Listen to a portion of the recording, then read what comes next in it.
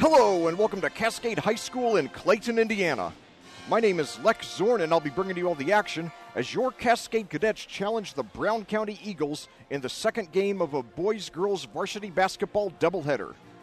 Earlier this evening in the girls' game, the Lady Cadets got their first win of the season, beating the Lady Eagles by a score of 44-33, and now it's time for the boys' teams from those respective schools to play. Now, Cascade enters this game with a record of 1-3, and it's been a season of extremes so far, with the margin of all four of their games being at least 29 points. A week ago Wednesday, on Thanksgiving Eve, the Cadets opened the season with a 75-43 loss to cross-county rival Tri-West. That was followed last Saturday morning with a 72-33 loss to Covington, currently the number 4 ranked team in the state in Class 2A, in the semifinal round of the annual Covington Classic. Cascade rebounded from that loss to get their first win of the season that afternoon in the third-place game, beating Southmont 63-29. Last night back at home, however, they had a setback against Monrovia. The Cadets played very well in the opening minutes and led 10-5, but things quickly fell apart. The Bulldogs responded with a 23-8 run to take a 28-18 halftime lead, and then Monrovia's largely unheralded 5'10 sophomore Joe Williams hit 3 consecutive three-point field goals in the first minute and 22nd of the third quarter. From there, Cascade never came close to getting back in the game, and they lost by a score of 64-35.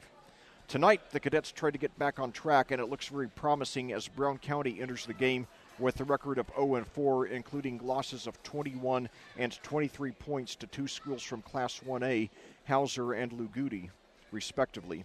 The Eagles also played last night a 54-44 home loss to Eastern Green, making it unlikely that either team will have much of an energy advantage. So as long as Cascade plays a solid game, they should have an excellent chance to get out here with a win and for the program to complete the doubleheader sweep.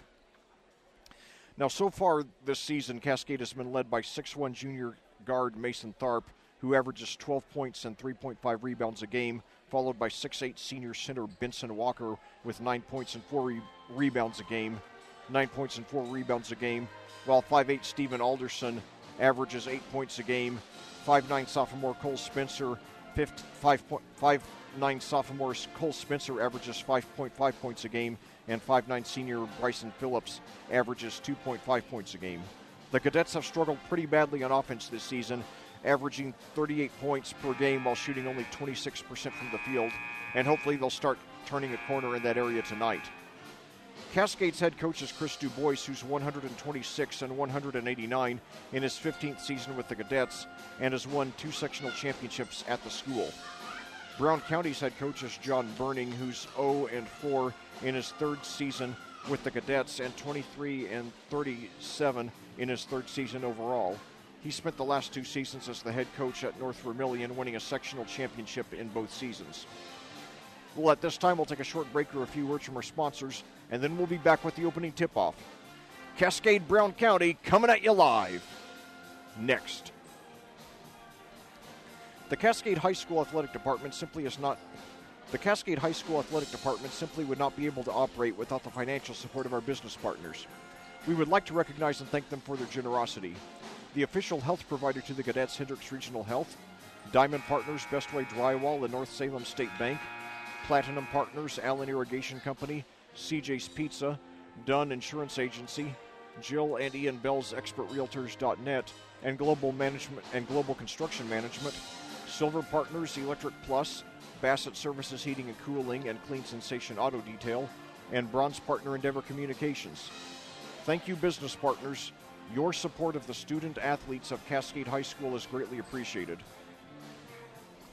Well, back here at Clayton, we're just a few minutes away from tipping off this second half of our boys-girls varsity doubleheader. For those of you who missed it, the Cascade girls did win the opener 44-33, giving the Lady Cadets their first win of the season. A month to the day they started the season. Their first game was a month ago tonight against Greencastle. Now, that was November 1st. This is December the 1st. So it feels good to get that first win and hopefully set up many more to come. And certainly Cascade made a lot of great strides in that game. Bella Mahan especially scoring 19 points, her previous career high being only 8. So now certainly a very good chance for Cascade to complete the sweep of Brown County here in this boys-girls doubleheader. And hopefully Cascade will find a new start tonight the way that the Lady Cadets did earlier on. So now the team's going to the sidelines for some final instructions as we're down to 26 seconds remaining on the pregame clock.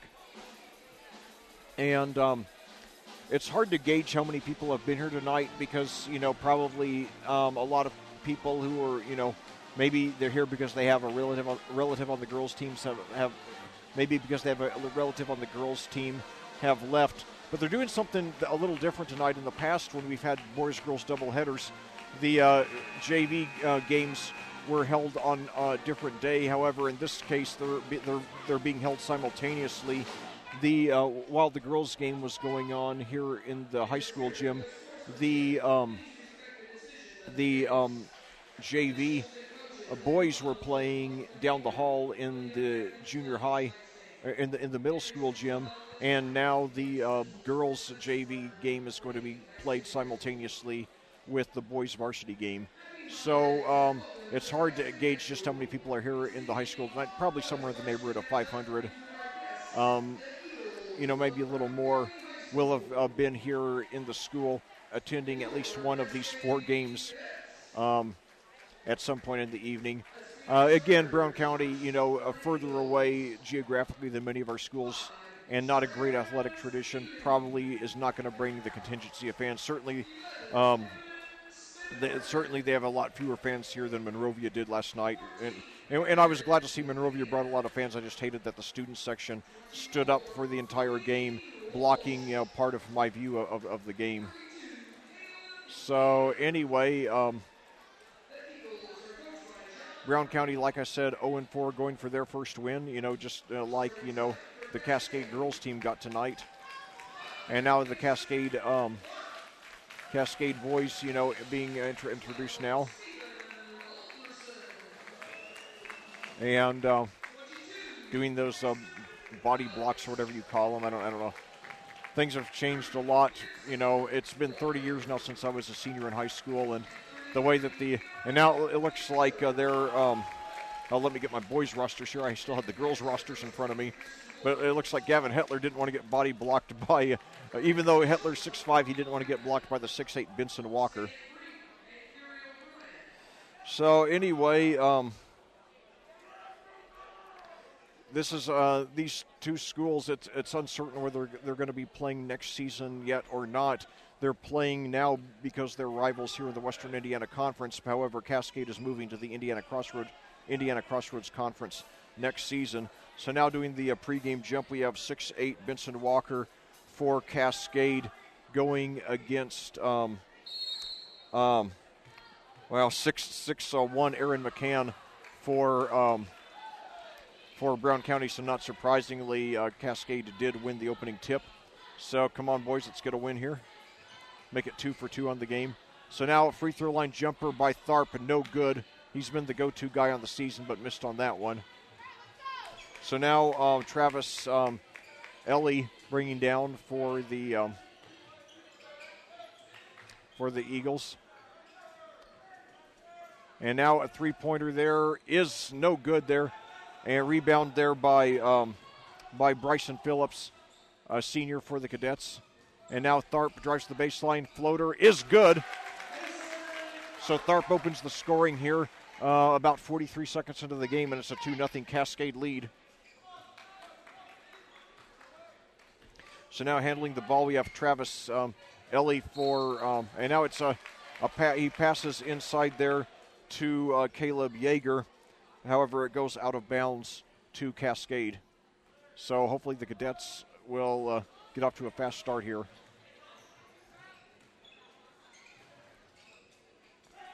So now Cameron Ginter over to, and now a turnaround jumper by Walker, and he puts it in. So it's a quick 4-0 Cascade lead, a minute and 15 seconds gone by in this game. So now for Brown County, Carter Kelly, a 5'8" freshman, has the ball, gives it over to Devin Smith-Harden, and now a three-pointer from the corner No good there by Smith-Harden. Rebounded by Tharp. He takes it up himself. And into the lane. The man guarding him falls down, and Tharp lays it in. So it's a quick 6-0 Cascade lead, and Brown County takes a timeout. Tharp has 4, Walker has 2. So Brown County, especially being 0-4, they don't want to fall in early. And in particular, we see I believe it's Kotkamp on the Cascade bench showing a lot of emotion there. Certainly, they don't want to fall in early like they did last night. They got off to a 10-5 start against Monrovia, then were outscored 23-8 the rest of the half. And then, like I said, Joe Williams of Monrovia in the first minute 20 of the third quarter got 3 consecutive three-pointers to put the game away. And now we've got a foul, an offensive foul against Brown County, so Cascade taking charge of this one very early. Not even 2 minutes in, they're up 6-0 and have the ball.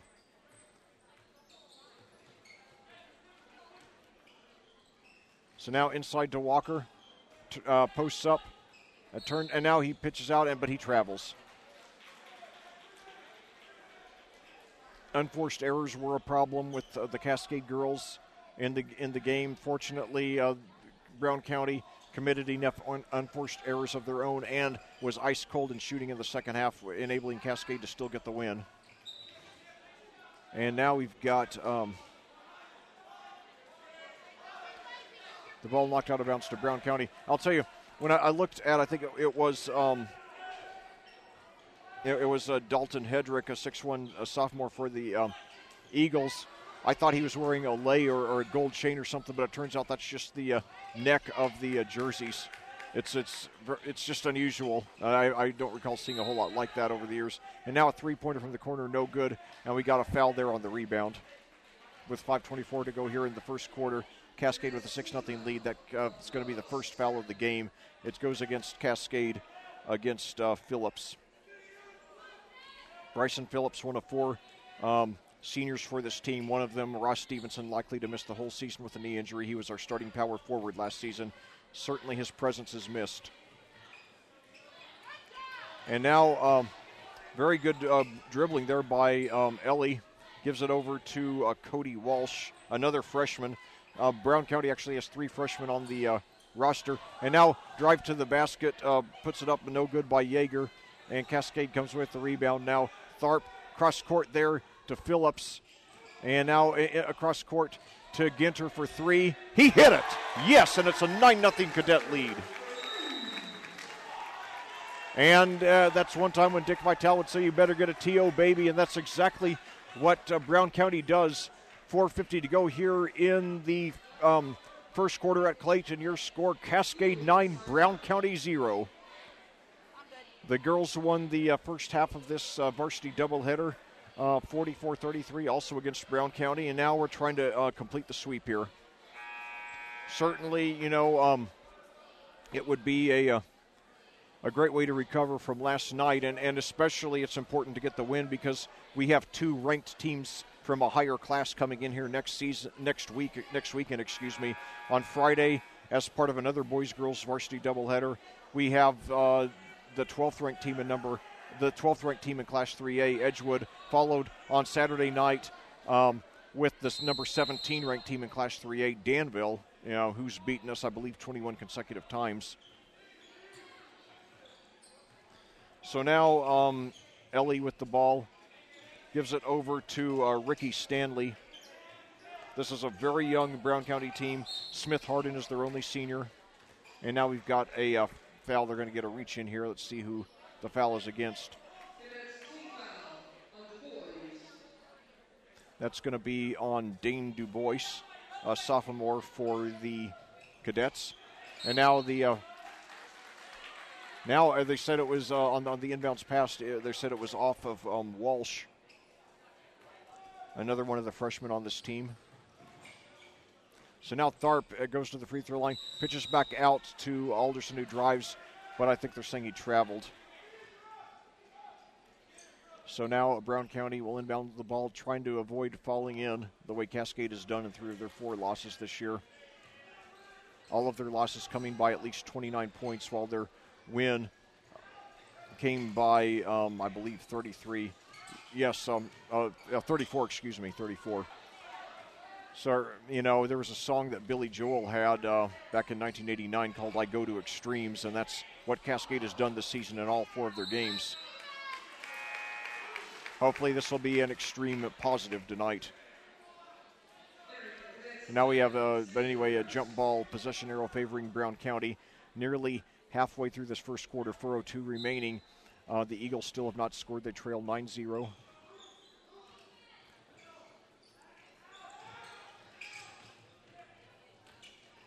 So now a drive to the basket is up and good there by Ellie. So Brown County finally a little over halfway through this first quarter gets their first points. And now knocked out of bounds at the other end on a steal attempt. Still Cascade ball, 3:41 to go.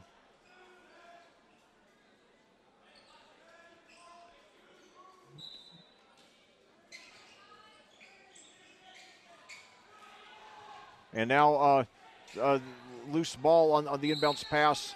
And it looks like, Cascade, while Du Bois was lying on the ground with the ball, he very alertly got the timeout there. So Cascade, off to a very good start with 3:36 to go here in the first quarter. And hopefully they will hang on to get the win. Brown County is rebuilding now in the first year under head coach John Burning, coming off 2 consecutive sectional championships at North Vermilion in the far west part of the state. North Vermilion, a team who we do play in basketball, featuring one of the top girls players in the state in Mallory Hawkins. There's a funny story about that. When I was doing my check-in a couple of years ago when we played, hold that thought. But anyway, so now A.J. Sanders, and now A.J. Sanders from the football team in the game, but now the ball is knocked out of bounds to Brown County with 3:34 to go here in the first quarter. And now knocked out of bounds again to Brown County.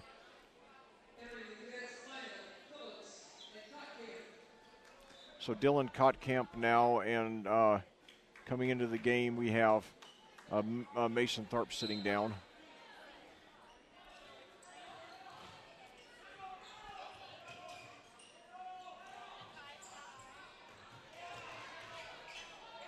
So now for Brown County, we've got Ricky Stanley with the ball. Pitches over to Cody Walsh.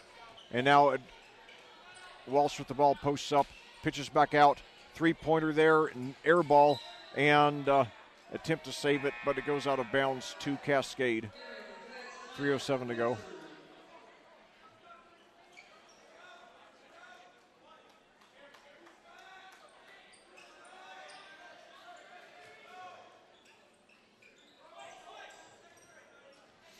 So now let's see,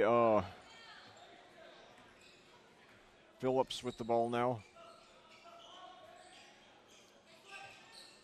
Now with A.J. Sanders now inside. Now Ginter has it, posts up, puts it off the glass. He hit it. So Ginter with a game-high 5, and it's an 11-2 Cascade lead. 2:44 to go now. And very aggressive defense there. And they're saying that Brown County stepped on the line, so it will be Cascade ball with a chance to take a double-figure lead here.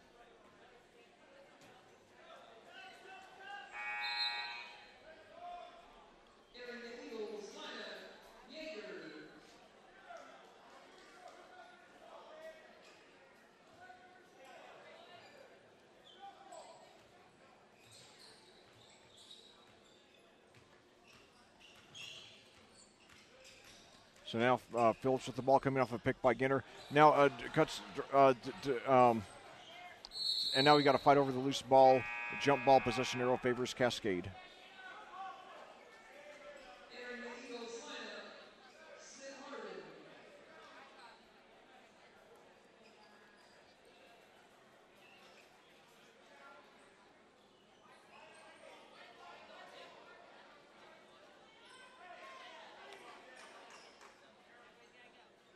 So now Cascade inbounding from under their own basket.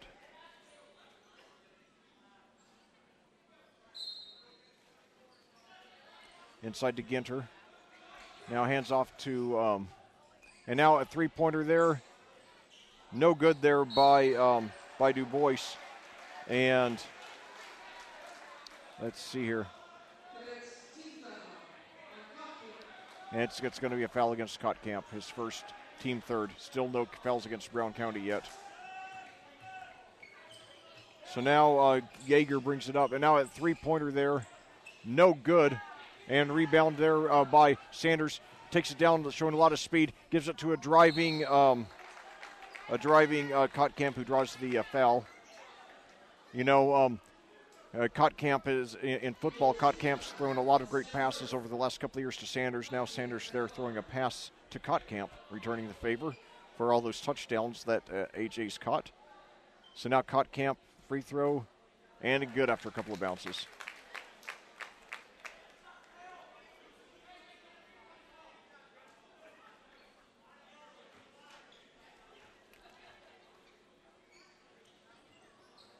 And he hits them both. So 4 cadets have scored here in this first quarter, 2:04 to play.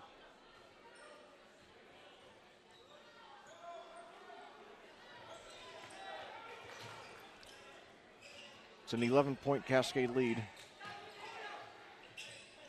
And now a foul on I think it was, will he get 3? Nevertheless, Smith Harden will be going to the free throw line for, it's going to foul on Sanders, by the way, his first, team fourth. So Smith Harden will go to the line. I couldn't tell if they ruled it a 2 or a 3. We'll find out. Anyway, his first free throw is up, and it is good.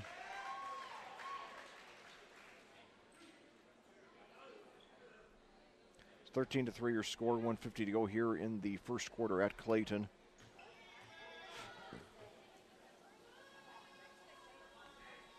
Second one is good.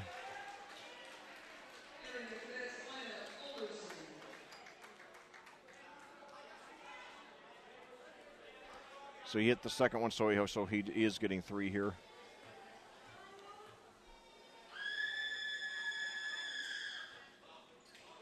He hit them all, yes. So the effect of making a three-pointer, so 13-5 now. Cascade still with a very solid lead. Phillips now over to AJ gives it over, and now for a baseline jumper. No good. Rebound there by Smith Harden.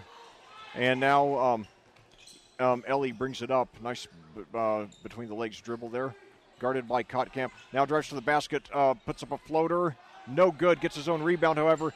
Turns around, puts it up, and he hits it. So nice effort there by the 5'7" Ellie to get his own rebound there. That's effort. So now Ginter with the ball at the other end. Cross court to Phillips. Fakes a 3. Drives to the basket. Hook shot. No good, and they got him for a charge. 1:04 to go. Cascade 13-7 in the lead. However, the Eagles are on a 5-0 run.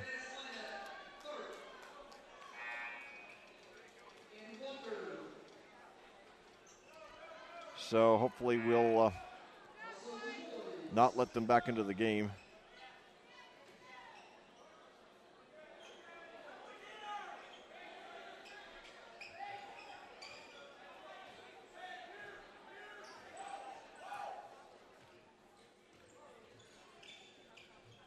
And now they're struggling. And now it's near steal there by Tharp. He dives after it. Let's see what the call is. Oh, it's a backcourt violation. Cascade ball. Okay, good. So it's 51.1 seconds to go in the first quarter. Cascade with the ball in a 13-7 lead over Brown County here in the second half of a boys-girls varsity doubleheader. The girls won the first game tonight, 44-33, also over Brown County. So now Kottkamp quarterbacking. The starting quarterback the last 2 years for the football team, now quarterbacking the basketball team here. Gives it over to Alderson, now over to Tharp for 3, no good. Rebound by Smith Harden. And now it is, Smith Harden has it. gives it over to Carter Kelly, another freshman. And now it's stolen away there by Tharp. Brings it down, and now it's a driving Walker. However, it's knocked away from him out of bounds. Oh, they're saying it's off Cascade, so it will be Brown County ball there with 15.5 seconds to go here in the first quarter. So Cascade's cooled off after that red-hot start and let Brown County back in the game here. 8 seconds to go now. Drive to the basket. Now out for a three-pointer. No good. And now desperation shot. No good there by Tharp. He asked for a foul. Didn't get one. So after a wild first half comes to an end, first quarter comes to an end, your Cascade Cadets still in pretty good shape. They lead the Brown County Eagles 13-7 on audiosportsonline.com. We'll be back after these words from our sponsors. The Cascade High School Athletic Department simply would not be able to operate without the financial support of our business partners. We would like to recognize and thank them for their generosity. The official health provider to the Cadets, Hendricks Regional Health, Diamond Partners, Bestway Drywall, and North Salem State Bank, Platinum Partners, Allen Irrigation Company, CJ's Pizza, Dunn Insurance Agency, Jill and Ian Bell's ExpertRealtors.net and Global Construction Management, Silver Partners Electric Plus, Bassett Services Heating and Cooling, and Clean Sensation Auto Detail, and bronze partner Endeavor Communications. Thank you, business partners. Your support of the student athletes of Cascade High School is greatly appreciated.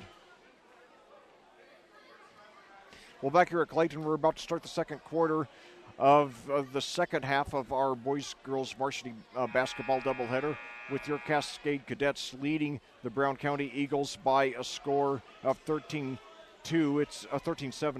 It's a game in which Cascade got off to a red-hot 13-2 start before cooling down, and then Brown County finally started to get some decent offense going and get back into the game, and they do get the ball first to start the second quarter here.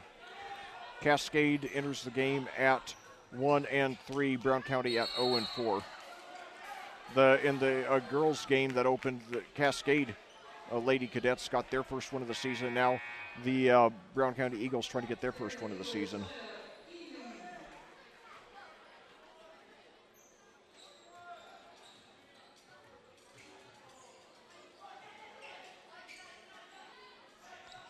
So now Tharp with the ball inside, tries to hit Walker inside, errant pass, but beautiful, beautiful move there.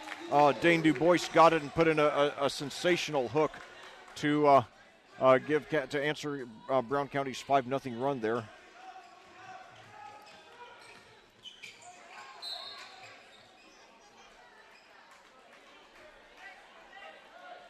That was a gorgeous hook. I'm glad we got it on video.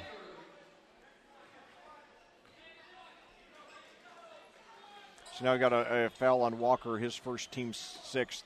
Only one foul so far on Brown County. 7:20 to go here in the second quarter. Cascade leading 15-7. Coming at you live here on audiosportsonline.com. This is the first of four boys-girls varsity doubleheaders we're bringing you this season. Now Tharp, after a steal, takes it down, but loses control. However, Cascade gets it, and now it's Alderson who puts it up and in for his first points of the game. And we already have and Nathan Tharp steals it, and he puts it right in. So all of a sudden, after Brown County closes out the quarter with a 5-0 run, Cascade has a 6-0 run here in the first minute 02 of the second quarter to push the lead up to a game-high 12. And now Brown County wisely takes a timeout here. Tharp with a game-high 6. He has 6. Ginter 5, and then Walker, Kottkamp, DuBois, and Alderson have 2 apiece. Meanwhile, for Brown County, Travis Ellie has 4, and Devin Smith Harden has 3. And I noticed that Brown County has another freshman on the team named Eli Seasting. And I wonder if he's related to the legendary Jerry Seasting, who I always call the second most famous player ever from Martinsville, John Wooden obviously being the first. But Seasting nevertheless had a very good career at Purdue and then played about 10 years in the NBA, won an NBA championship with the Boston Celtics, the Larry Bird, Kevin McHale, Robert Parrish Celtics back in 1986, one of the great teams in NBA history. And now A drive to the basket very aggressively by Yeager. And now we've got a whistle here. Brown County obviously, feeling that they're in danger of falling in.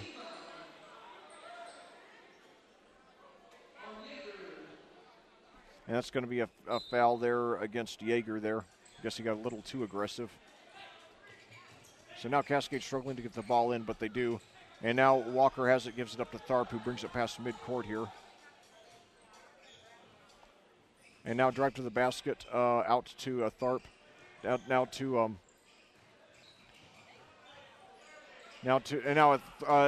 not sure if it's a three or not, but it's Alderson hits a three. He has 5 now. So it's a 22-7 lead. Cascade now on a 9-0 run here to start the second quarter. And now drive to the basket. No good. Layup there by Yeager. And Alderson brings it up. Sloppy pass down court. However, Kotkamp gets it, puts it up. No good. Rebound there by Smith-Harden. And now Brown County tries to, regain its composure and get some more offensive going. And now it looks like, I think that Walsh stepped on the line there.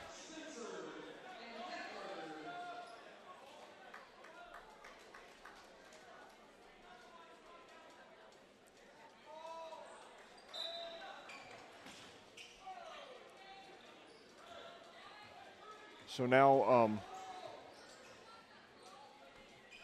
for Cascade, Cole Spencer with the ball. He's done some good things this season.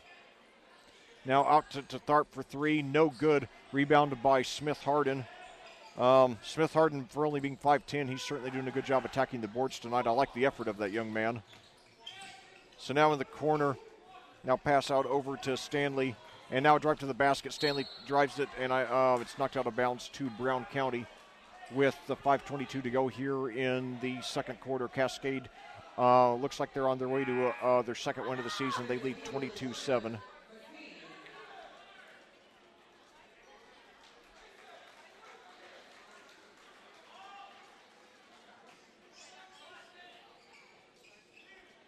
So now inside, and somebody apparently lost their assignment on Yeager. He was wide open for the bank shot, and he nailed it. Brown County needed that to answer that 9-0 run. 22-9. Now we got another steal by Brown County. That was by Walsh there. And now he drives to the baseline, now comes back out, pitches out to Stanley. Now a couple of passes here and a three-pointer from the corner. No good by Smith-Harden. It bounces over the backboard, out of bounds to Cascade. And now we got a timeout with 4:53 to go here in the second quarter. Cascade with a 22-9 lead. The girls won earlier this evening, 44-33. Now the boys trying to give us the clean sweep of the Eagles. The first of four boys-girls varsity junior.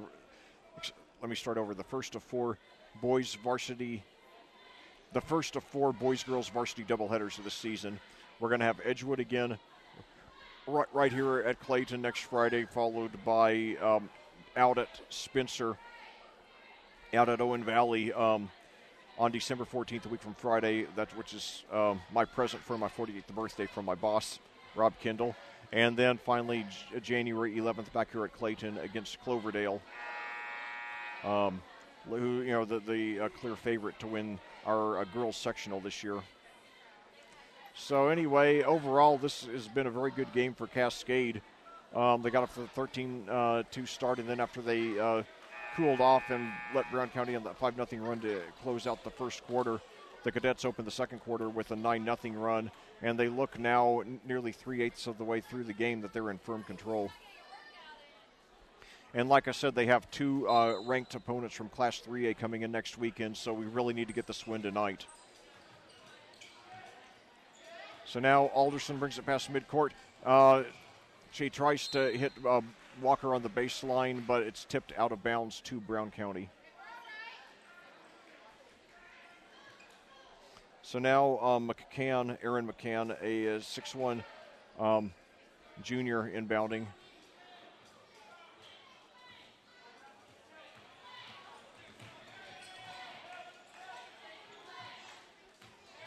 Now free throw line jumper there by McCann. No good off the front of the rim. And Spencer gets the rebound now. Gives it up to Tharp.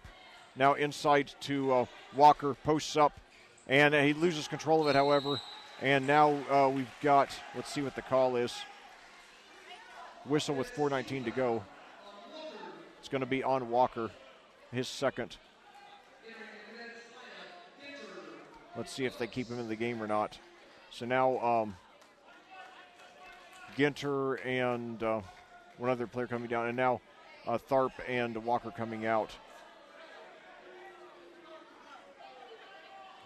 I think it was Hitler, the 6'5" junior, who came in for Walker.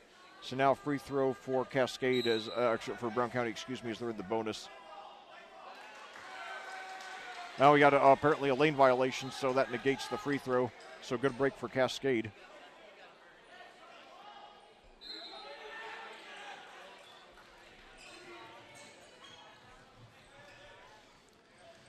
So now fake on the three, and then drives to the basket, and now pitches out to Spencer. Short jump shot is good. He becomes the 7th cadet to score tonight. And it's a 24-9 lead. I really like Cascade's effort from top to bottom. Now a wide open three-pointer is good there by Yeager. He has 5, team high. And now Ginter at the other end to a driving Hitler, puts it up off the glass, and he's fouled.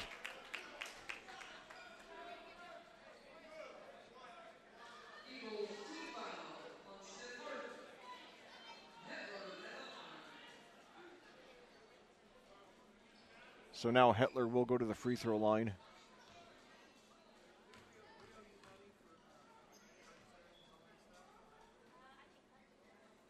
And first one is good, so he becomes the 8th cadet to score.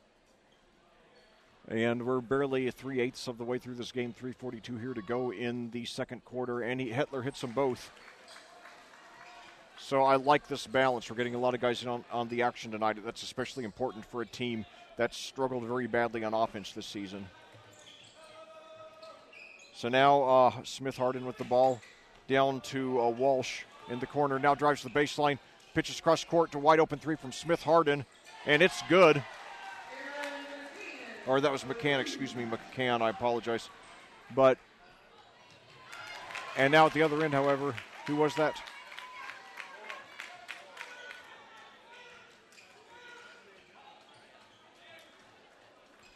I believe that was Alderson. The PA guy forgot to announce it. So, anyway, I just said, and now it lay in there by, I believe that was Stanley there. No, Walsh, excuse me. So now all of a sudden, a couple of Eagles getting their, first scores of the game here in the last couple of possessions. Cascade still with an 11-point lead. And now another three by Smith Harden, and he hits it. He has a team high 6. And all of a sudden, Brown County threatening to get back in it. And so now we've got a whistle here. Let's see what the call is. So, and that's a foul on Smith Harden, already his third, so he'll likely be coming out of the game. I really admire his competitive fire, though.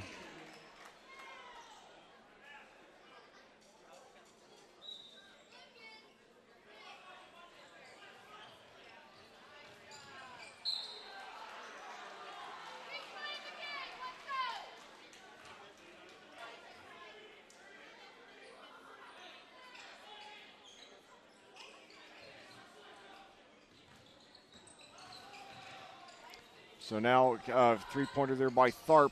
No good off the back of the rim. We got a foul.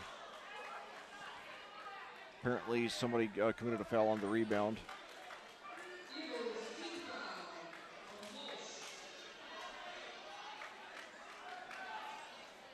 That's going to be a foul on Walsh. That's his first, team 5th. So now let's see. Phillips is bringing it up, the senior.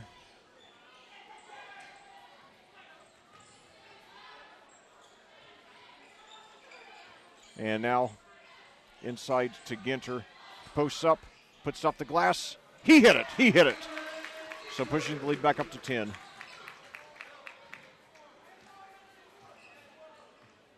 Ginter has a team high 7. But, everybody's getting into the action for Cascade tonight. It's been a real team effort. They have a 10-point lead here with 1:31 to go in the quarter. And now on the rebound there, struggle for the loose ball. It's a jump ball possession. Arrow favors Cascade with 1:24 to go. The Cadets on top 30-20.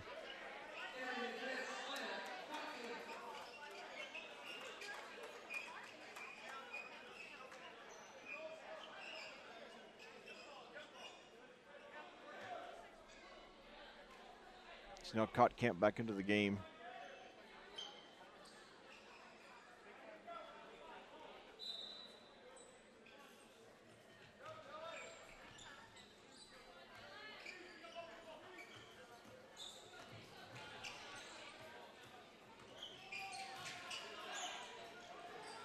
So now fakes, now a nice fake by Tharp, and leaving him open for a 3 that he drains. So Tharp with 9 now, and Cascade goes back up by 13. 1:04 to go here in the quarter.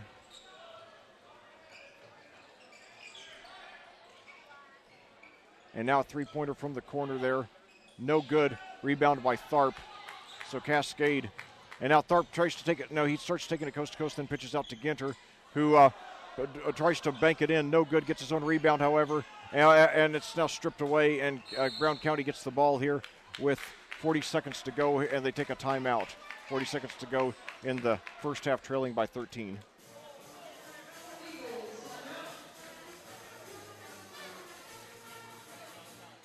So Cascade looks like they're in good shape here.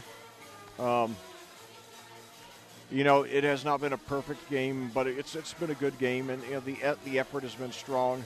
Like the girls, they still have some things they need to polish. The girls, they had the emergence, hopefully, as an offensive star for junior Bella Mahan, who had five successful 3-pointers.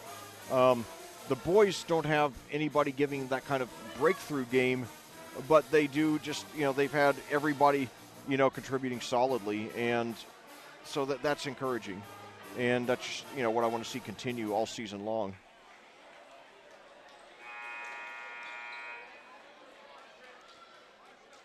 So overall, there's a lot to like about what Cascade has done tonight.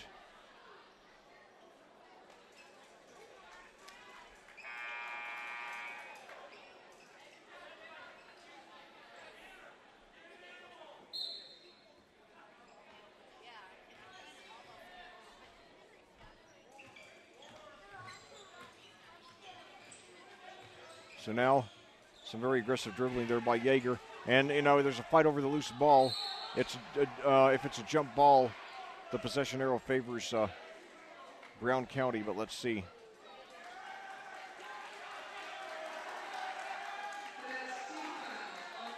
It's going to be on Ginter.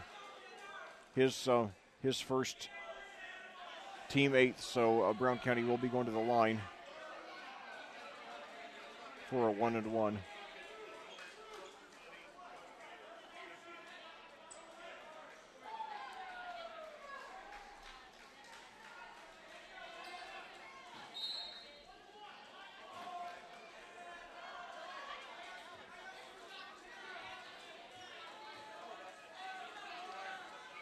First free throw is good.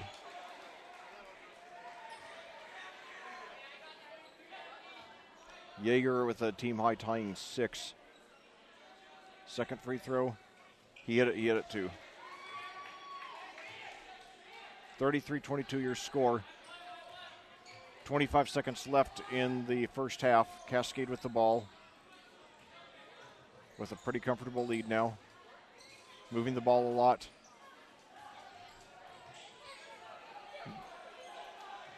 Tharp with the ball. 8 seconds now. And now inside to a driving Tharp, puts it up, and he hits it, and he's fouled. Oh, no, they're waving it off.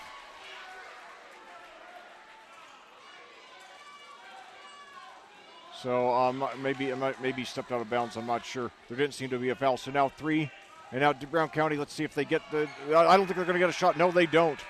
I think he might have lost track of how much time was left. Nevertheless, overall, a pretty good first half for Cascade. They look like they're on their way to their second victory of the season. They lead the Brown County Eagles by a score of 33-22 here on AudioSportsOnline.com. We'll be back after these words from our sponsors. The Cascade High School Athletic Department simply would not be able to operate without the financial support of our business partners. We would like to recognize and thank them for their generosity. The official health provider to the Cadets, Hendricks Regional Health, Diamond Partners, Bestway Drywall, and North Salem State Bank, Platinum Partners, Allen Irrigation Company, CJ's Pizza, Dunn Insurance Agency, Jill, Eddie, and Bell's Expert Realtors.net, and Global Construction Management, Silver Partner Electric Plus, Bassett Services Heating and Cooling, and Clean Sensation Auto Detail, and Bronze Partner Endeavor Communications. Thank you, business partners. Your support of the student athletes of Cascade High School is greatly appreciated. Well, back here at Clayton, we're at halftime of the second game of the day with your Cascade Cadets leading the Brown County Eagles by a score of 33-22 here in the boys portion of our doubleheader. The girls won the opener by a margin of 11 points, 44-33, and now appropriately Cascade is leading at the half by a margin of 11 points, 33-22. It's a game in which Cascade got off to a red hot 13-2 start, cooled down as Brown County scored the last 5 points of the first quarter to make it 13-7. However, Cascade then opened the second quarter on a 9-0 run and is led by at least 8 points the rest of the way, and they've led by as many as 15. So overall, other than a few ball handling problems, this has been a very good performance, a very encouraging performance by Cascade. And they're likely to get the win, which is nice, especially because we have 2 ranked teams from Class 3A coming in next weekend, Edgewood on Friday and Danville on Saturday. But besides that, it's just so important to get into good habits. And, the Cascade, they've made a great effort. They had good ball movement today. The shooting's been better. We've gotten more guys in on the action, which has been a problem we've had the last 2 seasons, including this one. Lack of balance. So overall, a lot to like in this performance tonight, even against a struggling Brown County team with only 1 senior. Coming off only 10 wins the last 2 seasons, and, with the first-year head coach, is certainly not likely to be a great team this year and off to an 0-4 start. But still, it is a good performance in which Cascade clearly is taking the game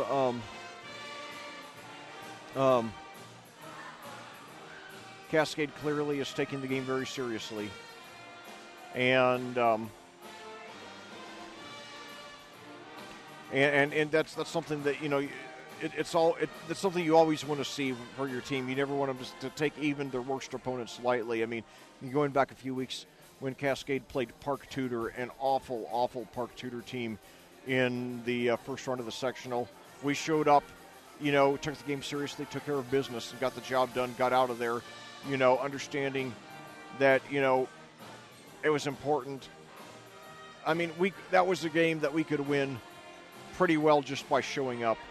But we showed that, we took pride in our performance and wanted to, continue to perfect our game. And, we went to the next, round against North Putnam. And though we did lose the game 15-6, we made a heck of an effort.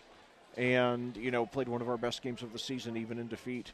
In fact, it's really had some of our best, rushing defense of the season in that game. Rushing defense was our biggest weakness all year, and it wasn't great by any means in that game, but it showed that we were getting better at it, and hopefully that momentum will carry into this into next season, our first in the tougher Indiana Crossroads Conference. But anyway, So at this time, before we forget, let's take a look now at the individual scoring for the game. First of all, for Cascade, Mason Tharp leads the way with 9, followed by Cameron Ginter with 7, Benson Walker with 4, Dylan Kottkamp with 2, Dane Dubois with 2, Stephen Alderson with 5, Cole Spencer with 2, and Gavin Hetler with 2. So we've had 8 players score for Cascade tonight, which is very, very encouraging. And so just hope that will continue on the game. And we just have to. The important thing is that you just have to come out and execute in the second half, and just play like play like I said late in the Brown County game. I think about the middle of the third quarter in the Brown County girls game earlier tonight. With our girls having not gotten a win all season, I said I wanted them to treat it like the state championship. I want to see that kind of seriousness with the boys, for us to just come out and take care of business. We're probably not going to blow this lead, but you don't want to take it for granted either. So, let's try to take a page out of what Monrovia did last night. We were down by 10 at halftime last night. We're up by 11 now. We still had a fighting chance, but then Monrovia came out in the second half, and Joe Williams, an unheralded 5'10" guard, hit he had 3 consecutive three-pointers that he hit in the first minute 20 that put the game away. So I'd like us to come out with an all-out blitz to start at the third quarter like that and just take charge of the game. And, and after today, we've got, I know we're playing the second day in a row, but we have 6 days until our next game against Edgewood. And we're going to need to get a lot of rest next week, because we're going to have, a couple of ranked 3A opponents on Friday and Saturday of next week. So we got to, recharge our batteries during these next 6 days, because, we've got a couple of war horses coming in that we got to be ready for. So, at this time, with 2 minutes to go here, in the 3 minutes to go, still neither team has returned for the second half. So obviously both head coaches having a lot to say to their kids. And I mentioned Jerry Seasting, possibly being a relative of Eli Seasting of Brown County, and that also has me wondering, speaking of Purdue, the head coach of Brown County is John Burning, and I did a fairly extensive search online today to find out if he is related to Ryan Burning, the former Purdue player, part of that 1990 senior class, along with Steven Scheffler and Tony Jones. And I did not find an answer, so, we'll have to, but certainly there's a good chance for it, being that Burning is not that common a last name and being a basketball guy from Indiana. So anyway, now Brown County finally does return. Cascade is not back yet. So it's surprising that the team with the 11-point lead is still in the locker room at this point, but the Cadets obviously, now here come the Cadets, okay. Coming into their fight song.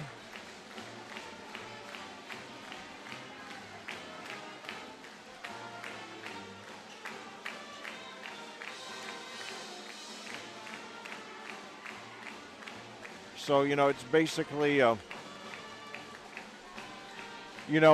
far 3/4 of the night is over here at Cascade, and hopefully, it'll have a happy ending. And, I'll tell you, so often I drive home coming into tonight.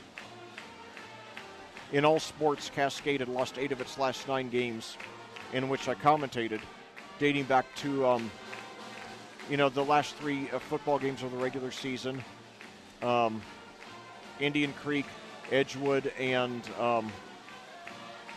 Sullivan, and then they did beat Park Tudor, and then lost to North Putnam. All of those games were on the road, so Cascade actually played its last 5 football games on the road, and then they lost the first. The first 4 basketball broadcasts I did of this school year, 2 boys and 2 girls. Then the girls finally got the win tonight, and now hopefully the boys will hang on and do the same here.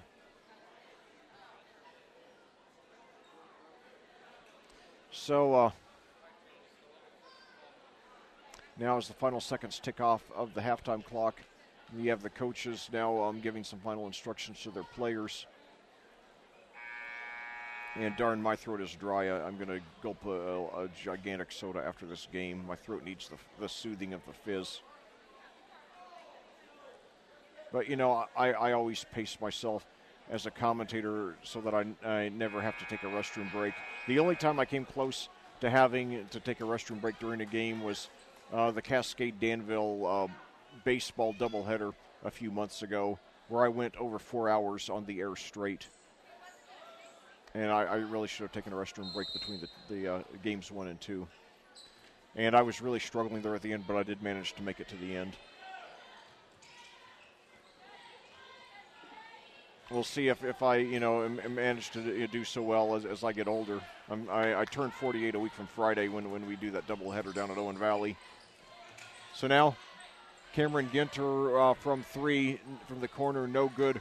Rebound there by Ellie, who brings it down for Brown County, trying to get something going to avoid falling in early.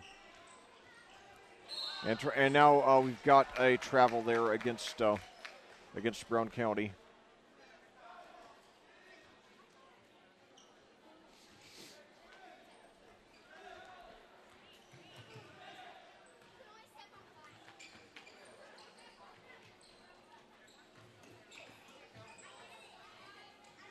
And now a three-pointer there by Phillips, no good, out of bounds to Brown County with 7:12 to go in the third quarter. Cascade leading by 11. The Cadets entering this game 1-3, Brown County 0-4, with only one senior on the roster. Cascade has 4. Brown County in the first season of rebuilding under head coach John Burning, as the ball's knocked out to Cascade there. Nice effort there by Phillips. I guess they're saying it touched Ellie on the way out of bounds.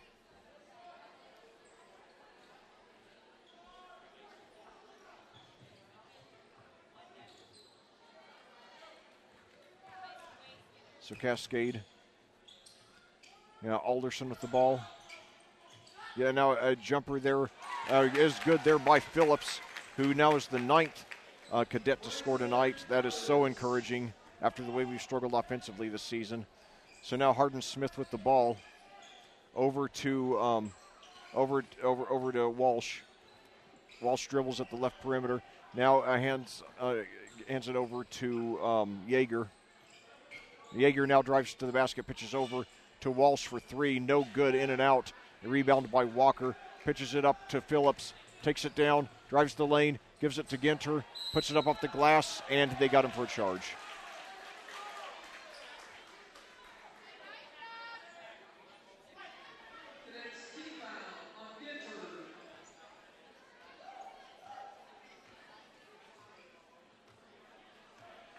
So Ginter now with the ball. Ginter committing the foul. That's his second, team first of the half. And out the other end, we have Ellie driving down and drawing the foul.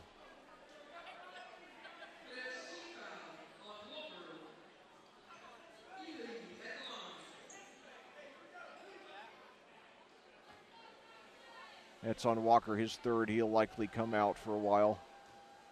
So now Ellie on the free throw. First one is up and no good off the back of the rim.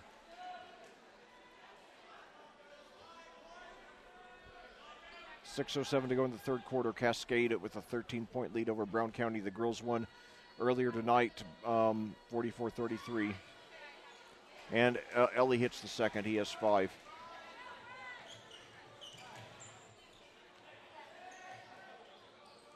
So now three-pointer from the corner, no good by Walker. Ginter the rebound, however, gives it back to Walker, drives to the basket, left-handed hook, and he hits it. So Cascade goes up by 14 now. They've led by as many as 15. And now on the other end, Yeager turns around, puts it up off the glass, but he travels. So Du Bois coming in for Walker, who has 3 fouls now. Dane Du Bois, a sophomore, 6'1". Hopefully he'll grow a few inches to be at least as tall as his big brother Dalton, who grew to be 6'5", now playing at Anderson University.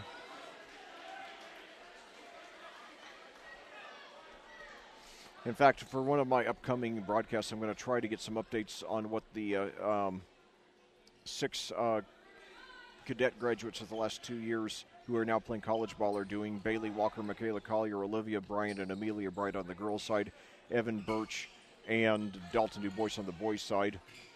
So now, Ginter with the ball over to Alderson. Dribbles now, pitches out over to, and now we've got a struggle for the loose ball there. DuBois there. And it's a jump ball. Possession arrow favors Cascade with 5:11 to go here in the quarter.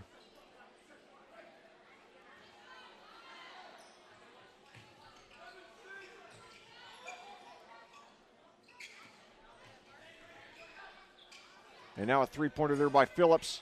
In and out. And rebound there by Carter Kelly.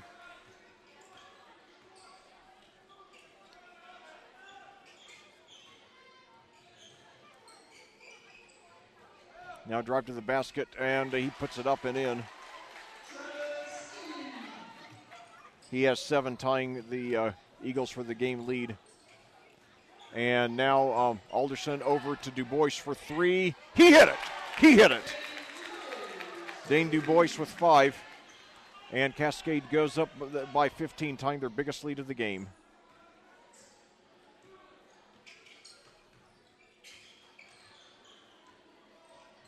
And now a steal there, and Tharp's got a layup, and he takes it in, and he's fouled. Yes.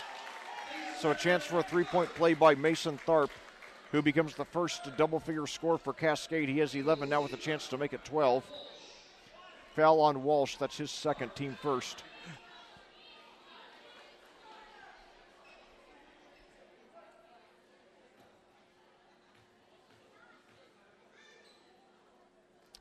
And in and out on the free throw.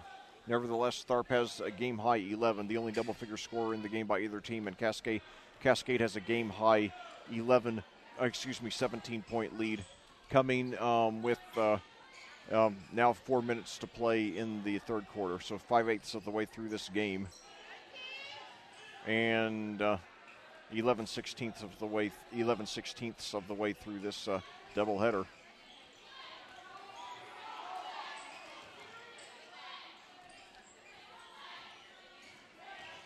So now Brown County looking for trying to get some offense going. And now we've got a foul here against Brown County. And now we got some substitutions coming in. Walker and Phillips coming back in, while Alderson and Ginter are sitting down. That foul against Walsh, by the way. So Cascade with the ball and a 17-point lead now. They look like they have this one well in their control. Theirs to lose now.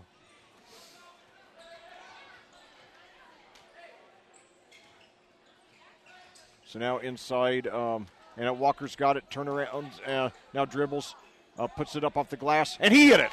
He hit it. Vincent Walker at 6'8", because of his size being, that makes him pretty marketable. So if he has a good senior season, he still has a shot to get a college scholarship, as Cascade has a 19-point lead now with 3 minutes to go in the third quarter. And now we've got some contact there between Walsh and Tharp. Let's see, and it's going to be a foul on Tharp.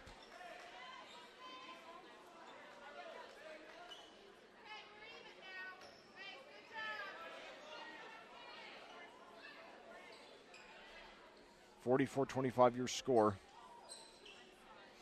Cascade with the win will improve to 2-3. Brown County will drop to 0-5. Now inside, and it's stolen there by Tharp. He drives to the basket, puts it up, and he's got it. Yes, yes. Cascade opens up a game-high 21-point lead, and this one looks like it's theirs with 2:47 to go here in the third quarter. Your score, Cascade 46, Brown County 25. And now nice penetrating move by Walsh, getting through a couple of defenders. And we got a timeout here. I think Coach Carpenter's taking the timeout. I like this timeout here. He just doesn't want him to get into any sloppy habits, doesn't want him thinking he doesn't want his kids thinking, gee, we got this game wrapped up, we can, slack off on defense now. Because that was a sloppy effort that they just stood there and let Walsh in without one guy challenging him. And, that phrase about without one guy challenging him, I got that from Bob Knight. But go to YouTube if you haven't heard it already and just type in Bobby Knight, angry motivational speech. And it's a secretly recorded locker room or practice. I don't know if it was in the locker room or on the practice floor, but it's a 78-second tirade. And Bob Knight is somebody who I feel more positively than negatively about him, but there are some things I just can't condone. He was, I see. It's appropriate that Bob Knight endorsed President Trump, in his campaign a couple of years ago, because there are a lot of similarities between the two. They're both guys who've accomplished a lot in their careers, but who are very polarizing. And even though, even if you like a lot of what you do, you just wish they'd learn to filter their mouths a little bit. But anyway, so now got a steal there by Carter Kelly. And now a three-pointer there. No good, air ball. And chased down there by Sanders, who gives it up now. And now a pitch down court to Du Bois. Now over to Phillips, over to Kottkamp now. So a lot of subs in there for Cascade, mainly from the football team. 15-foot jumper by Walker, no good off the rim. And now Carter Kelly brings it up. And Kelly is a 5'8 freshman. It looks like he hasn't even started shaving yet. He gives it up to Yeager, puts up a three, no good. And we got a it's going to be Cascade ball. I'm not sure what the call is. It's going to be a foul against McCann. That's his first, only the team third of the half. 1:48 to go here in the third quarter. Cascade leading Brown County 46-27.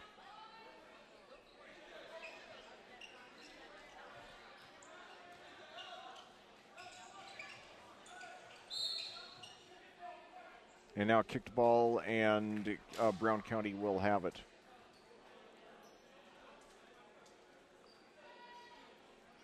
But all the mention about President Trump, I just want to say that, now a three-pointer by Walsh, no good off the rim. So, and now it pitches down court there to Kottkamp, and he tries to hit Walker for an alley-oop. Doesn't quite work, but Walker doesn't lay it in nevertheless. So I have him with 10 now, the second double-figure score for the game. Tharp leads the way with 13. It's been a great team effort all the way. Cascade again matching its highest lead of the game at 21. So Walsh drives to the basket now.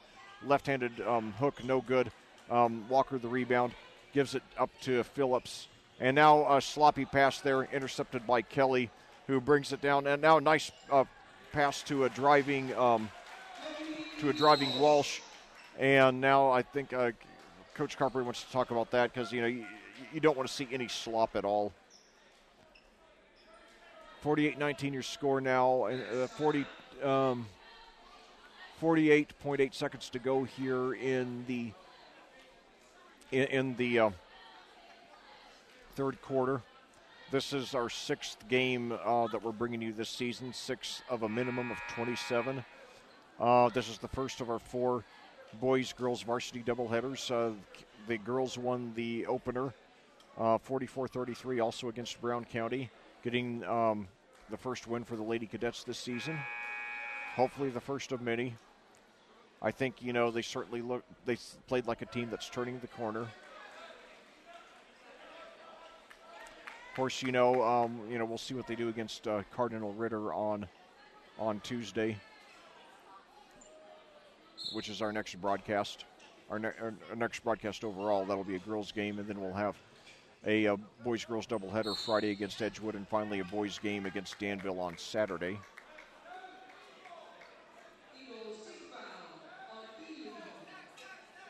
So now we got a foul there on on Ellie, his first, team fourth. Now Walker with the ball.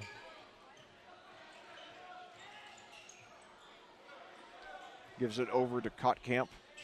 And now there's a collision there, and the intended target, Spencer, fell to the ground. Brown County ended up getting the ball, and then it's knocked out of bounds on the other end. I believe it's still Brown County ball with 28 seconds to go here in the third quarter. Cascade on top by a score of 48-29. Barring a major collapse, Cascade will get the win today. And now miscommunication on the pass. It goes all the way almost to the other end of the court. Kelly brings it up. And, and now it gives it into Ellie. Hook shot, no good. And Cascade controls it. Kotkamp has the ball now. Gives it over to Spencer. Now coming off a pick by Walker. Pitches over to, who is that there? To Sanders. Now to Du Bois. Wild hook shot, no good. Air ball. And that's the end of the quarter. So your Cascade Cadets 8 minutes away from getting their second victory of the season. They lead the Brown County Eagles 48-29 right here on audiosportsonline.com. We'll be back after these words from our sponsors.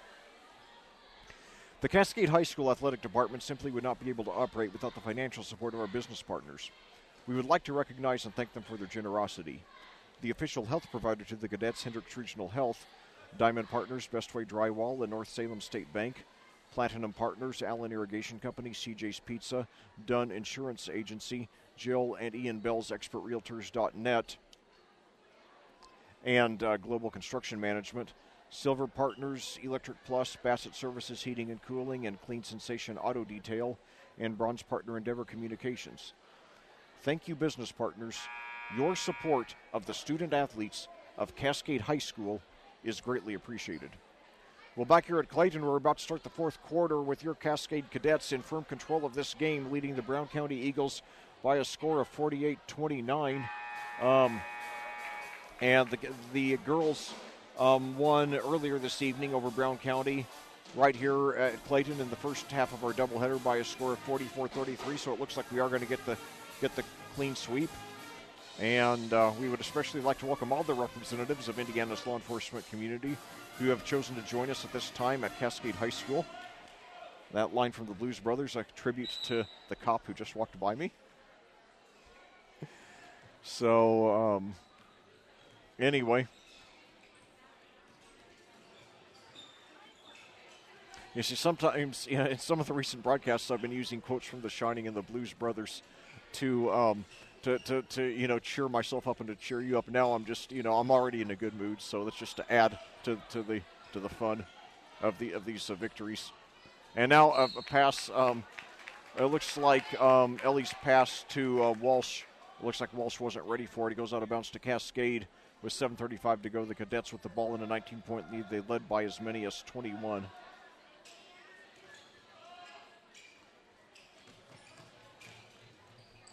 So now Ginter with the ball at the baseline inside to Sanders, and he's hit hard.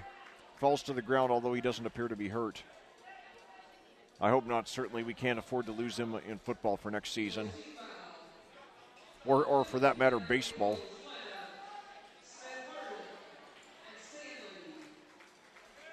So, yeah, we've got several three-sport athletes here for Cascade. And, me being their commentator in all sports, I just... it's just great seeing these guys play multiple sports, feeling like I know them so well. And now inside to Ginter, the man loses him. However, his easy lay-in is no good, and Brown County gets it. And we got a whistle here with 7:18 to go in the game. Cascade on their way to an easy win.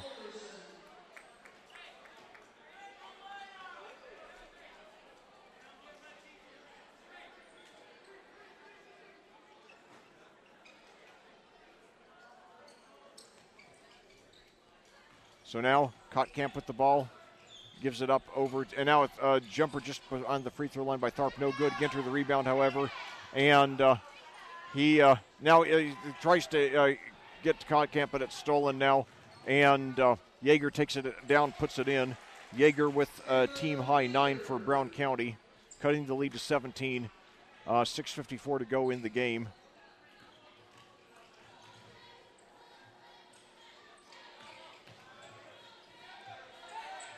So now a bad pass there, and stolen there by Kelly.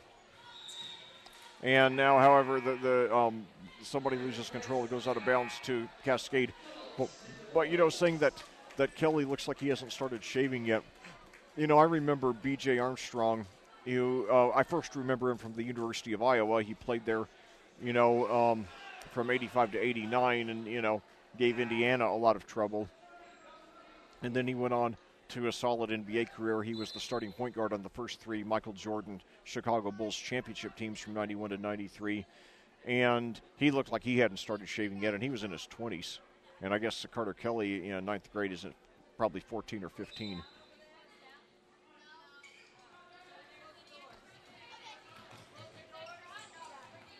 And now we got a foul there. Looks like it's going to be a reach-in on Smith Harden. That's his fourth, team sixth, so one more, and Cascade will be in the bonus for the remainder of the game. And now we got looks like we got somebody for a push-off here. I didn't see who it was.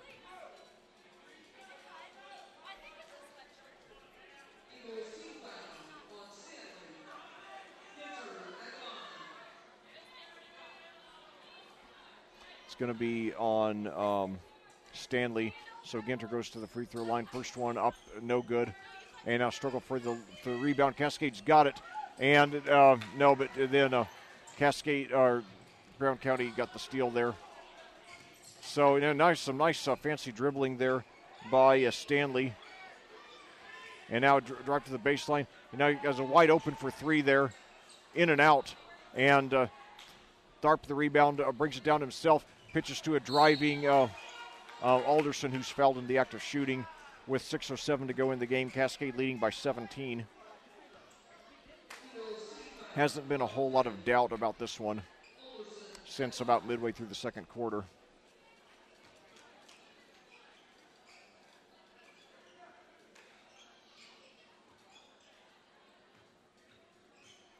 So Alderson, first free throw up and no good off the back of the rim. Free throw shooting is a concern for both the boys and the girls. And second one is good. So Alderson goes 1 of 2. He has 6 on the game.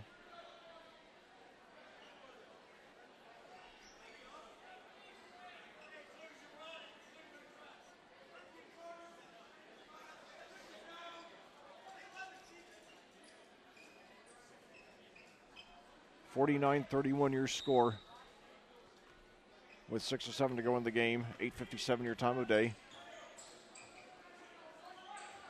Running a little later than we do tonight because we had 2 varsity games instead of a JV and varsity. The varsity games, are 4 minutes longer. And simultaneously, we had the 2 JV games going on down the hall in the middle school gym.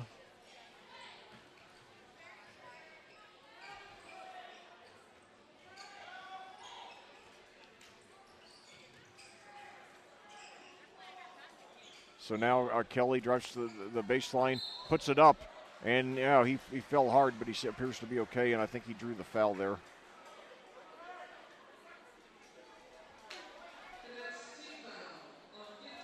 It's going to be on Ginter, his third, team fourth.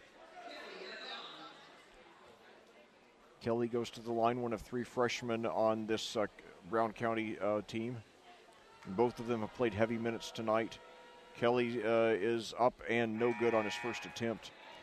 Cody Walsh, also a freshman who's played a lot tonight. In fact, I think Walsh has been in there just about the whole game. I'm not sure. I remember a time when he wasn't there. And now the free throw is up and good. So Kelly, 1 for 2 from the line. He becomes the 6th Eagle to score. And that cuts the lead to 17 with 5:25 to go in the game. And now Walker at the other end, posts up, turns around, puts it up left-handed and hits it. So Walker using his size advantage. Brown County has not played anybody in this game over 6'1". Walker using that 7-inch height advantage. I have him with 12 points now, as Cascade has a 19-point lead with 5:08 to go in the game.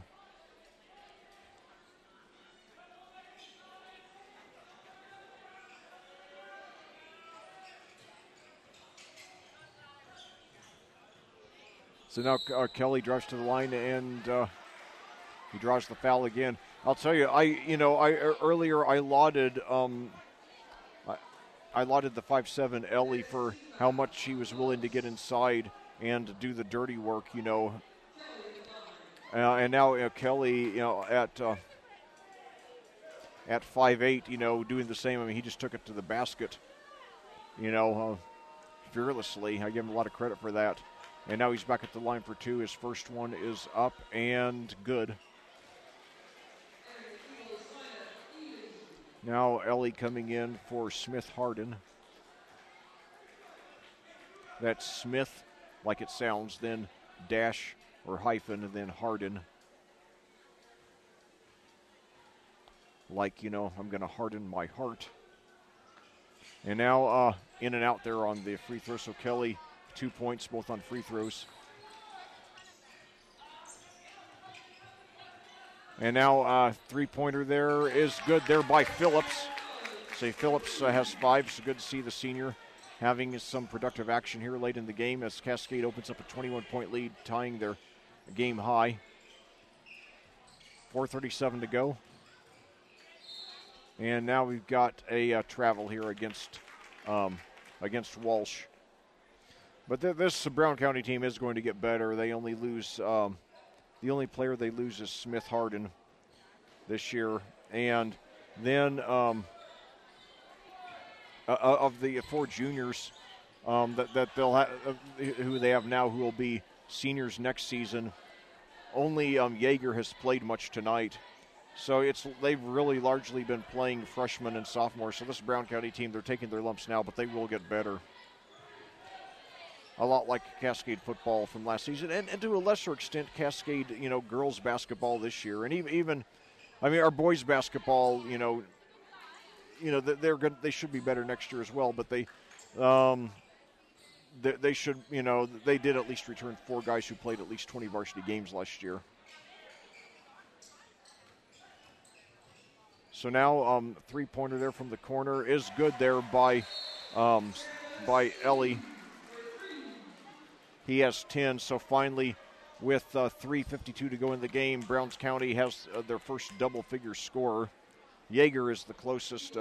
He has 9. And it looks like I'm going to miss HQ again tonight. They're going to talk about Batman and Star Wars. I know very little about Batman. Star Wars, after the 1977 original, I don't know a whole lot about. Although I remember my parents taking my brother and me to see it.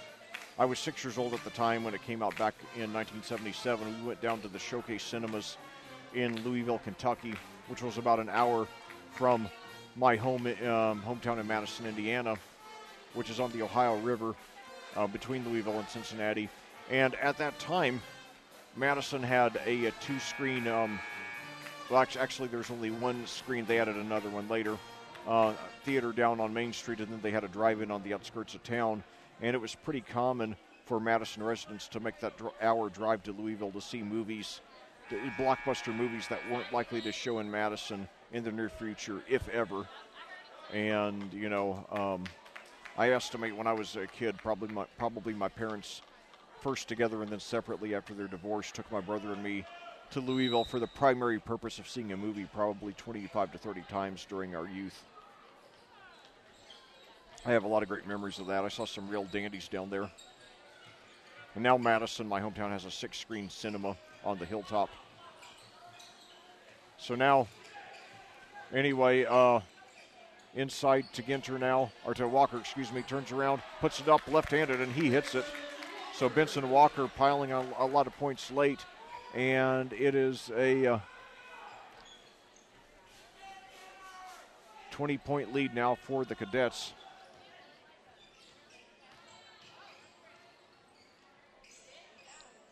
So now a three-pointer there is good. He swished it. Ellie did. So Ellie with a 13 now. He, too, is piling on some points late, cutting the lead to 17 with an even 3 minutes to go now in the game. Now inside to Walker. This ball's tipped, however, and Kelly gets it. It was intended for the 6'8 Walker, but the 5'8 Kelly came away with it. And out the other end, three-pointer, no good. Walker the rebound, gives it up to Du Bois, who takes it down, and he's fouled from behind by Walsh. That might be Walsh's fifth. Let me see here. Yeah, well, it's his fourth. Okay, his fourth. Now one more foul, and Cascade will be in the double bonus here.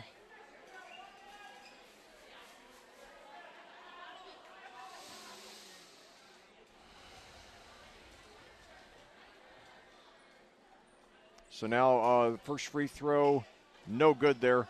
And now Kelly comes with it again. And anyway, at the other end now, Walker gets it. And he gives it up to Du Bois, who brings it down. So Dane Du Bois played about as much as I ever remember him playing with a and now a jump shot there by Walker, no good. And so, and now a three-pointer there, no good. Rebound by Walker. And so now under 2 minutes to go, and Cascade puts this one in cruise control. Bryson Phillips brings it up, the senior, with 5 points tonight. Now he gives it up to Tharp. Now gives it to a driving Alderson, pitches out to Walker, fakes a three, drives into the lane. Right-handed hook, and he hits it. So Benson Walker now with I have him leading the way with 16 here.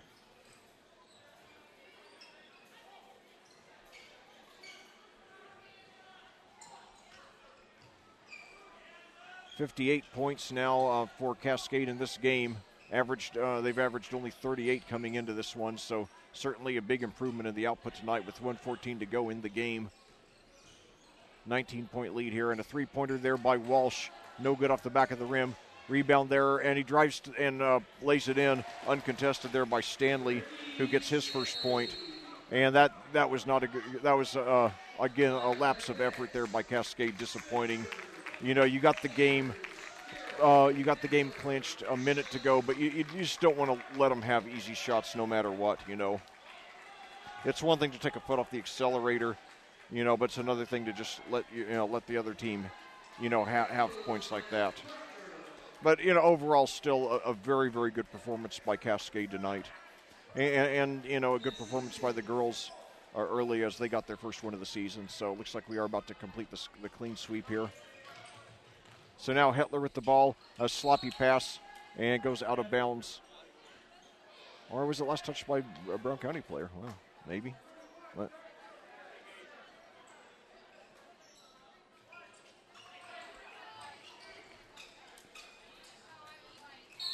and now looks like it was knocked out of bounds to I can't see the other end of the court completely because it's blocked off by the first few rows of bleachers there, so I apologize for that. But anyway, and now a block there on a driving shot by Eli Seasting finally into the game. So now I'll have to do some research to find out if he is related to Jerry.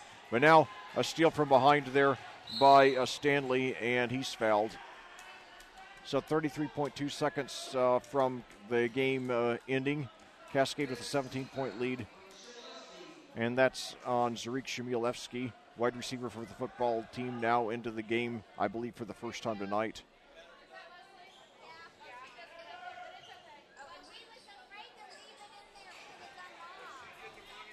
So now, pitch down court there, no good there.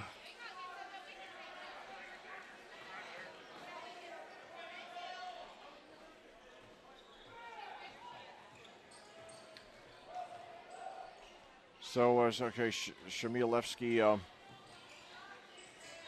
is going for, I guess, that might have been his first varsity points there. Now a three-pointer there.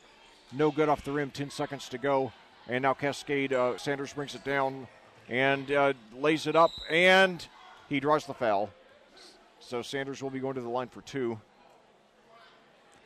So if he hits one of these, he will become the 10th Cascade player to score in this game, which is an extraordinary achievement, especially for a Class 2A school who often have to fill their rosters with guys just to fill up their roster spaces. So anyway,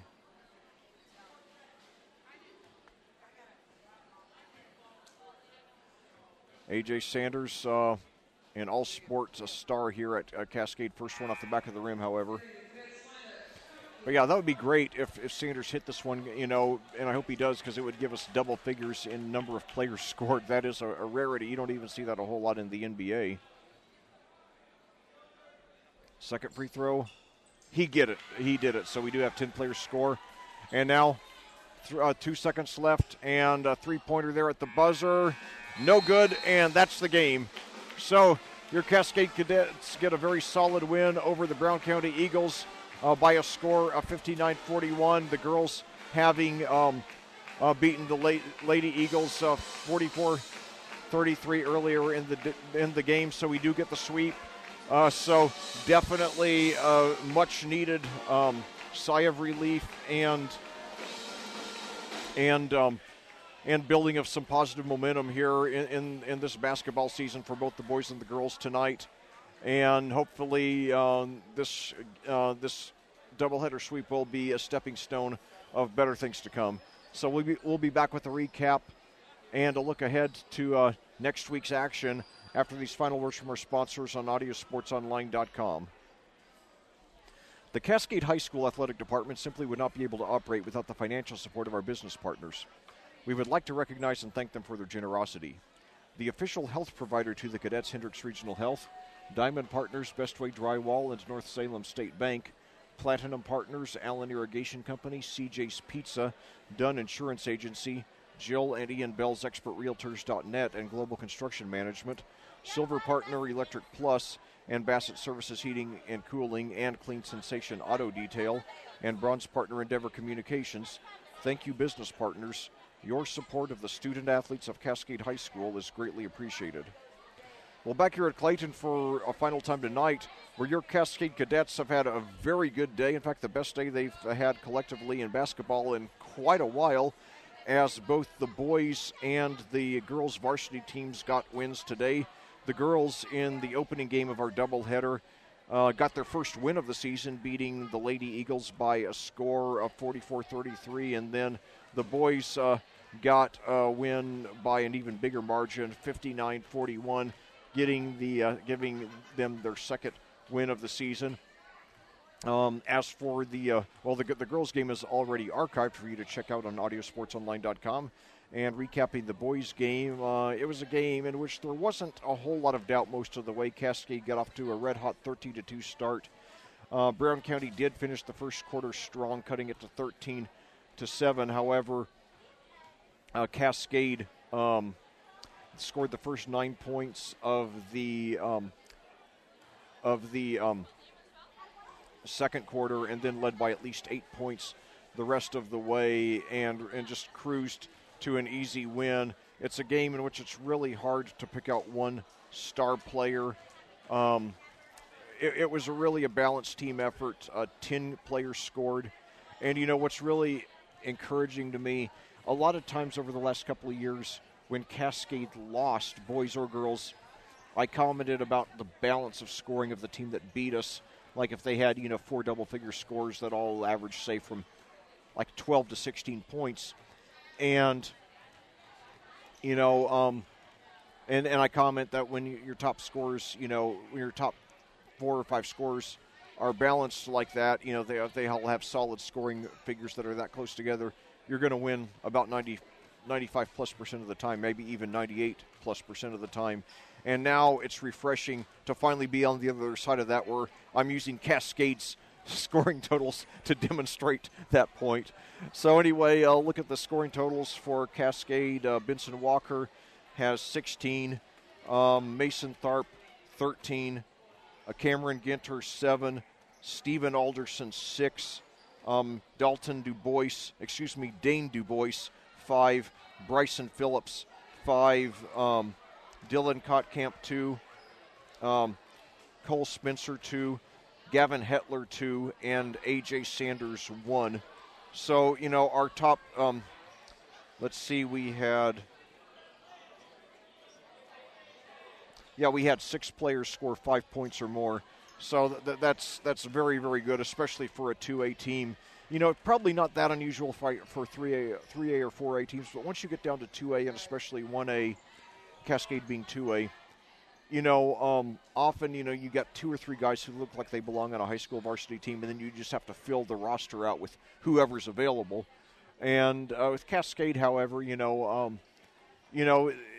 shows that, we have some decent depth of this team. Now, we don't have any stars. But if we can get to the point where we have, at least 6 guys getting 5, averaging 5 per game, then we're going to have a very good shot to win a lot of games this year, and especially if we get, Tharp and Walker regularly hitting double figures, which they, Tharp has done that. Walker is starting to show signs that he's going to. And keep in mind that, while last night he was up against a great player in Max Newman, a strong, major college, possibly Division I prospect, in that loss to Tri-West last night. In a lot of games this season, Walker is going to be the tallest player, sometimes by 4, 5, 6 inches. And if he can take advantage of that, that'll give us a very strong advantage, and especially if he can stop, if he can attract enough defensive attention that it can leave some of our shorter guards, open, for shots, and that can really be a key to, giving us an inside track to win a lot of games. But before I forget, let me give you the Brown County scoring totals. Travis Ellie led the way with 13. He was the only player for Brown County to get double figures tonight. Caleb Yeager came close. He got 9. Cody Walsh had 6. Devin Hardin-Smith had 6. Aaron McCann had 3. Carter Kelly had 2. And Ricky Stanley had 2. So in conclusion, this wasn't a spectacular win, nor was the girls' win, but they were both solid wins. I give the girls about a B- for the game. That they did a lot of good things. Certainly they attacked the boards beautifully. I give them an A, maybe an A+ for that. Our offense was better for the girls. Our ball handling was not particularly good. We benefited because Brown County's wasn't either, and because Brown County shot very poorly in the second half. But the effort was good. We just have to polish off the rough edges. And then for the boys, there were no glaring weaknesses. There were a couple of times when we had a lead and we got a little complacent on defense. I didn't like to see that. But for the most part, we played very hard. And he showed a lot of, strength on offense. It looked like maybe we're turning the corner on offense. Now, granted, this was an 0-4 team, mainly playing with sophomores and freshmen.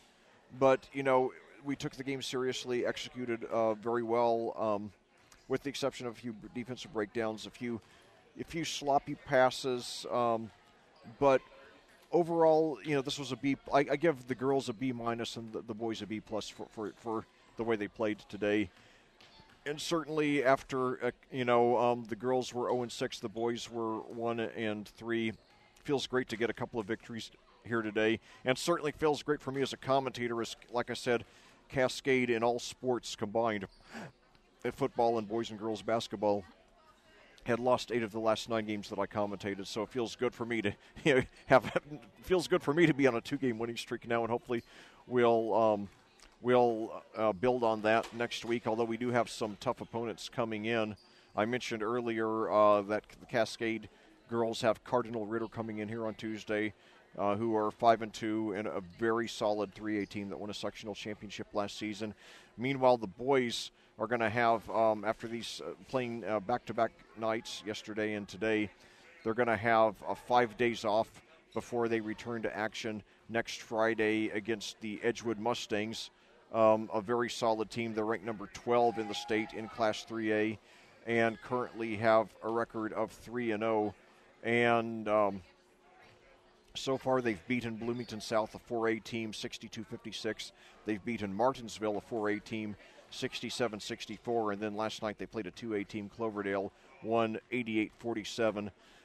Then they won't have another game after that until the Cascade game, so they will be playing on a week's rest. So they certainly will be fresh and ready to go, so we better be ready for that one. Edgewood is a team that really has been rising under head coach J.B. Neal the last couple of years. 2 years ago when he took over the program, they were 16-10. Last year they went 22-6 and won a sectional, and it looks like now, being ranked 12th in the state, they're picking up where they left off. And that will be a boys-girls varsity doubleheader, like tonight was. The girls' game starting at 6 and the boys afterward. And I'm not sure if the JV games are going to go on simultaneously or not. Hopefully they will. That was a great addition, a great way to handle it for this year. That, tonight, while the boys and girls had their varsity games here at the high school gym, the JV teams had their games just down the hall at the middle school gym. So, in fact, I had the privilege before the game. There was a Brown County mom there who asked me where the middle school gym was, and I had the privilege to walk her to it. So that was my good deed for the day. Although I still got 2 hours and 39 minutes left in the day to do some more good deeds and to make the difference that only I can, following my advice with which I end all of my broadcasts. But anyway, great night here at Cascade. Not marquee wins, but good wins, and certainly it feels good after all the losing that has gone on. And certainly the Lady Cadets, great for them to get the monkey off the back. Exactly a month, it was a month ago today that we started the season, November 1st. So now here on December 1st, the Lady Cadets get their first win, recovering from that 0-6 start. And they got a very good Cardinal Ritter team coming in on Tuesday, and then the boys, like I said, next week. They got the boys-girls doubleheader on Friday against Edgewood. And then the boys will be back in action the next day against Danville, who's doesn't look like they're quite the team they were last year, but still ranked number 17 in the state in Class 3A, and they're always tough. They've beaten us, I believe, in boys basketball 21 consecutive times. But, this year in football we ended a 25-game losing streak to Danville. So hopefully we'll repeat that in basketball as well and cause me to again lose my voice and my mind as I did in that football broadcast when A.J. Sanders caught that touchdown pass from Dylan Kottkamp with 3 seconds left. So it's still up there online for you to check out if you want to. And I shouted the word touchdown 4 times after I saw the referee's arms go up in the air. And although one of my favorite sports calls of all time was was Spain's national commentator Jose Antonio Camacho when David Villa scored a goal in the final minutes of the quarterfinal of the 2010 World Cup against Paraguay to break a scoreless tie, and he shouted the word of Camacho shouted the word goal 20 times, so that was a treat. Although my all-time favorite call in sports was Icelandic national soccer commentator Gudmundur Benediktsson a couple of years ago when Iceland pulled off that huge upset over England in the European Championship knockout stage. So that's on YouTube as well if you want. Both of those calls are, so feel free to check those out. But also I have a funny story to tell you. I said it looked like I was going to miss HQ, so I decided to take a chance even while commentating. I logged into it, and the first question was up, so I answered the question without even having time to read it. And I missed the question, and the question was like, what is the name of a popular song? And one of the choices was America the Beautiful, and then the other two were like nonsensical. Without having a chance to read, I actually picked one of the nonsensical answers. But hey, I kept I started a new streak, which will help me get more free lives. So it was worth it to humiliate myself like that.